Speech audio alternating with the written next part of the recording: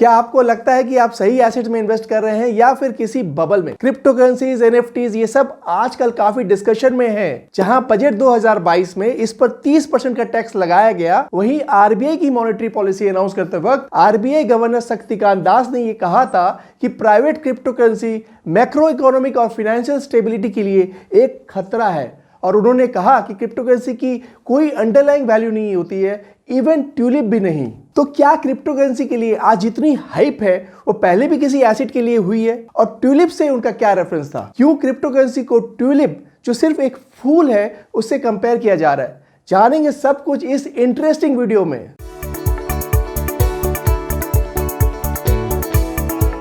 Hello नमस्कार, welcome to the brand new video. मैं हूं अमित राठी, आपका अपना सर्टिफाइड फाइनेंशियल प्लानर। अभी रिसेंटली जो आरबीआई की पॉलिसी थी, वहां उन्होंने क्रिप्टो करेंसी के साथ ट्यूलिप को कंपेयर किया था। एक्चुअली ट्यूलिप से उनका मतलब था दुनिया का पहला economic bubble, Dutch tulip bulb market bubble, जिसे ट्यूलिप मेनिया भी कहा जाता है। यह कहानी है 1600 में हॉलैंड की, जो कि आज का नीदरलैंड्स है।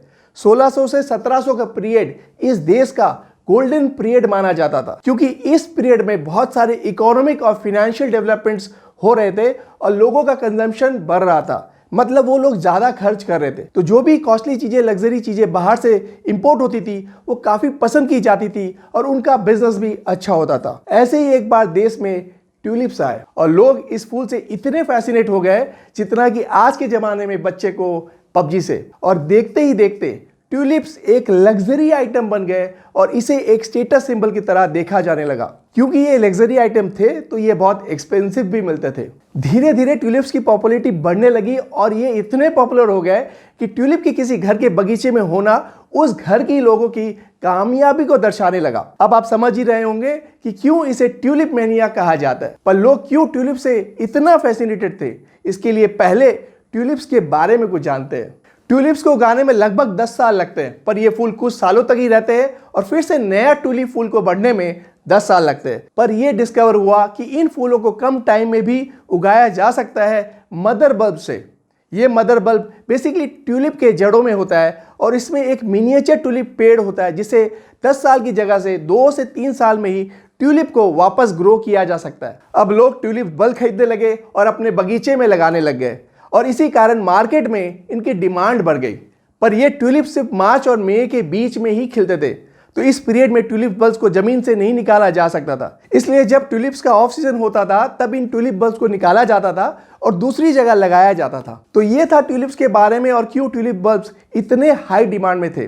पर यहां तक सब कुछ ठीक था और ये इकोनॉमिक बबल नहीं बना था। इस इकोनॉमिक बबल की शुरुआत हुई एक वायरस से, पर यह वायरस लोगों को नहीं बल्कि ट्यूलिप को इन्फेक्ट करता था, जिसके कारण ट्यूलिप में फ्लेम के पैटर्न्स बन गए और वो कुछ इस तरह दिखने लग गया। तो पहले ही ट्यूलिप्स को ग्रो करने का लंबा प्रोसेस था और अब उसमें ये फ्लेम वाले पैटर्न्स के ट्यूलिप्स और भी रेयर हो गए, जिसके कारण ये फ्लेम वाले ट्यूलिप की डिमांड बहुत बढ़ गई और ये इतने पॉपुलर हो गए कि एक ट्यूलिप खरीदने का दाम और एक घर खरीदने का दाम सेम था। पर फिर भी लोग ट्यूलिप ही खरीद रहे थे, क्योंकि ट्यूलिप बल्ब को ऑफ सीजन में ही निकाल कर बेचा जा सकता था। इसी कारण लोग ट्यूलिप बल्ब्स के फ्यूचर कॉन्ट्रैक्ट करने लगे। मतलब आज उसने ट्यूलिप बल्ब के लिए पैसे दे दिए और सामने वाले से ये हक खरीद लिया कि फ्यूचर में उसे ट्यूलिप बल्ब की डिलीवरी मिलेगी। तो बेसिकली ट्यूलिप बल्ब मिलने का हक उसके पास था और इसी तरह ये एक फ्यूचर कॉन्ट्रैक्ट बन गया। अब इस हक को, यानी इस फ्यूचर कॉन्ट्रैक्ट को किसी और को भी बेचा जा सकता था। क्योंकि ट्यूलिप्स के दाम लगातार बढ़ रहे थे तो लोग स्पेकुलेट करने लगे। अब वो सिर्फ इसलिए ट्यूलिप का फ्यूचर कॉन्ट्रैक्ट करते थे ताकि उसे ज्यादा दाम में बेच सके। उन्हें अब ट्यूलिप नहीं चाहिए थे, बल्कि ऐसे ही ट्यूलिप फ्यूचर कॉन्ट्रैक्ट से प्रॉफिट कमाना था। और इसी स्पेकुलेशन के कारण देखते ही देखते एक इकोनॉमिक बबल बन गया। जितनी ट्यूलिप बल्ब की वैल्यू होनी चाहिए थी, लोग उससे ज्यादा दाम पे कर रहे थे। पर एक टाइम अचानक से ऐसा आया कि पर्टिकुलर वैल्यू से ज्यादा पे करने के लिए लोग रेडी नहीं थे और यहीं से ये इकोनॉमिक बबल बस्ट होना स्टार्ट हुआ। यहां से ट्यूलिप फ्यूचर्स के प्राइस गिरने लगे। बहुत सारे लोगों ने कर्ज लेकर ये ट्यूलिप फ्यूचर्स खरीदे थे। वो कर्ज चुकाने के लिए अब किसी भी दाम में इसे बेचने के लिए रेडी थे और इसी कारण ट्यूलिप्स के दाम में बहुत तेजी से गिरावट आने लगी। तो ये था दुनिया का सबसे पहला इकोनॉमिक बबल। यहां पर ट्यूलिप फ्यूचर्स की अंडरलाइंग वैल्यू थी ट्यूलिप बल्ब, जैसे आप शेयर मार्केट में रिलायंस के फ्यूचर्स खरीदते हैं तो उसकी अंडरलाइंग वैल्यू होती है रिलायंस के शेयर्स, और रिलायंस के शेयर्स की अंडरलाइंग वैल्यू होती है रिलायंस का बिजनेस। वहीं आरबीआई गवर्नर ने जब कहा कि क्रिप्टो करेंसी की कोई अंडरलाइंग वैल्यू नहीं है, ट्यूलिप जितनी भी नहीं, उनका मतलब यह था कि ऐसी कोई चीज नहीं है जो क्रिप्टो करेंसी के बदले में मिले। क्रिप्टो करेंसी असल में एक ब्लॉकचेन टेक्नोलॉजी पर काम करता है, मतलब लोग एक इलेक्ट्रॉनिक एंट्री करते हैं कि उन्होंने एक बिटकॉइन खरीदा है और ये एंट्री उस नेटवर्क के सारे लोगों के साथ शेयर होती है।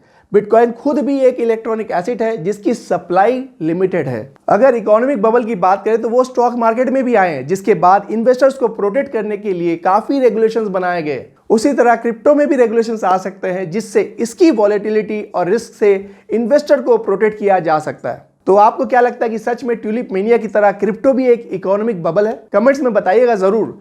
मेरा क्या व्यू है क्रिप्टो करेंसी पर, ये मैंने अपने वीडियो में शेयर किया है, जिसे आप ऊपर आई बटन क्लिक करके देख सकते हैं। अगर आपको ये कहानी मजेदार लगी तो आप अपने दोस्तों के साथ शेयर जरूर करें। फाइनेंस की दुनिया की और इंटरेस्टिंग कहानी के लिए बेल आइकन को दबा दीजिए और हमारे चैनल को सब्सक्राइब करें, ताकि जब भी हम अपना नेक्स्ट वीडियो अपलोड करें तो सबसे पहले आपको पता चले। अगर आपको और कुछ भी जानना हो इन्वेस्टमेंट रिलेटेड तो आप हमारे एसेट गुरु से नीचे दिए हुए नंबर पर बात कर सकते हैं या हमारी वेबसाइट को चेकआउट कर सकते हैं। मिलते हैं नेक्स्ट वीडियो में with new investment knowledge and strategy के साथ। तब तक इस वीडियो को देखने के लिए हमारी तरफ से आपको बहुत बहुत धन्यवाद। और हाँ, इन्वेस्ट करें, खुश रहें।